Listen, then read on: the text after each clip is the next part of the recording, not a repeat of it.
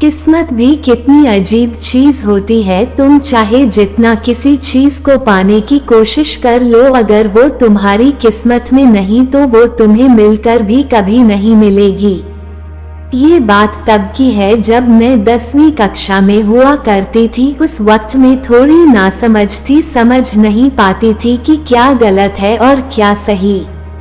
मेरा एक दोस्त था, उसका नाम शिवम था। बहुत ही हैंडसम, बॉडी तो ऐसी कि कोई भी फिदा हो जाए। हमारे क्लास की सभी लड़कियां उसके पीछे पागल थी। हम दोनों एक ही क्लास में थे। मेरी उससे ज्यादा बात नहीं हुई थी कभी। मेरा फेसबुक पर एक फेक अकाउंट था जिसका नाम रिया पूजा था और उसी से मैं सबसे बातें किया करती थी। मुझे अपना नाम बताकर किसी से बात करना ज्यादा पसंद नहीं था। स्कूल के ज्यादातर लड़के रिया के पीछे पड़ गए और जानने में लग गए कि यह है कौन। इसी सब के बीच मुझे शिवम की रिक्वेस्ट आई। उसने मुझे मैसेज किया और मैं उससे बात करने लगी। कुछ दिन में हम दोनों में बहुत अच्छी दोस्ती हो गई, पर उससे यह बात नहीं पता थी कि शिवानी ही रिया पूजा है। मैंने कभी नहीं सोचा था कि मैं उससे इतनी बातें करने लगूंगी और उससे इतनी अच्छी दोस्ती हो जाएगी। ये बातें बढ़ती गई और हमारे दिल मिलते गए। उसने मुझे प्रपोज किया, ना जाने क्यों कब कैसे मुझे भी उससे मोहब्बत हो गई और मैंने भी बिना कुछ सोचे समझे उसका प्रपोजल एक्सेप्ट कर लिया। मानो ये मोहब्बत बढ़ती गई, ना खाने का होश ना पीने का। हर वक्त उसके ख्यालों में खोना तो जैसे मेरा काम बन गया था। कुछ दिन बाद मेरे मन में ये बात आने लगी कि वो रिया से प्यार करता है, ना कि शिवानी से। मेरा मन घबराने लगा और दिन रात यही सोचने लगी कि उससे सारी सच्चाई कैसे बताऊं। इसलिए मैंने उससे बातें बहुत कम कर दी। उससे भी अब थोड़ा शक होने लगा, क्योंकि मैं अपने रियल अकाउंट से भी उससे बातें करती थी। कुछ दिन बाद उससे सारी सच्चाई का पता चल गया।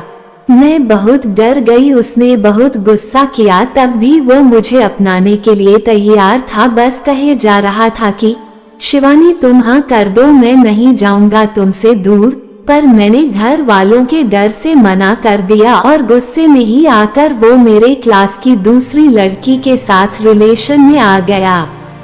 वो लड़की उससे मेरे खिलाफ भड़काने लगी और मेरे और शिवम में लड़ाई लगवाकर बातें बंद करवा दी। मुझे अपनी बातें साबित करने का एक मौका तक नहीं दिया। बहुत रोई, मुझे कुछ समझ नहीं आ रहा था।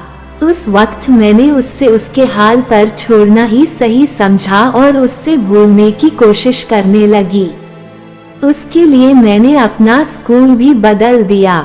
मेरा दिल जैसे टूट सा गया। मुझे अपनी गलती भी साफ नजर आ रही थी। यह जो कुछ भी हुआ था वो मेरी ही वजह से हुआ।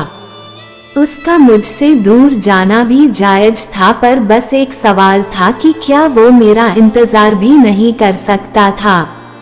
मैं बस खुद को कोसती रही कि धोखा दिया था मैंने उससे।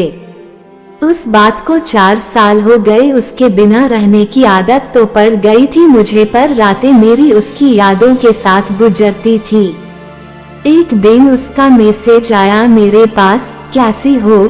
पहले तो मैं आधा घंटा ये सोचती रही कि ऐसा कैसे हो सकता है, मैं रिप्लाई करूं या नहीं, अगर अभी भी वो गुस्सा हुआ तो। खैर मैंने रिप्लाई किया। हम दोनों में फिर से बातें शुरू हो गई। जो गलत फहमियां थी वो भी सही हो गईं। इस बार मैं शिवानी थी और वो शिवम। ना कोई झूठ ना कोई धोखा, बस मैं और वो।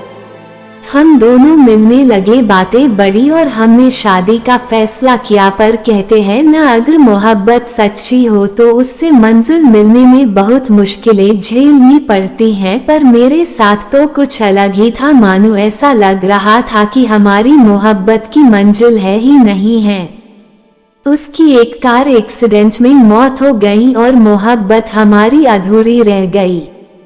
मैं अंदर से टूट गई, मेरी जिंदगी ही उजड़ गई। आज भी मैं अकेली हूँ, अब ना मुझे किसी से मोहब्बत है और ना होगी। वो मेरी यादों में जिंदा है और हमेशा रहेगा, मेरी पहली और आखिरी मोहब्बत बनकर।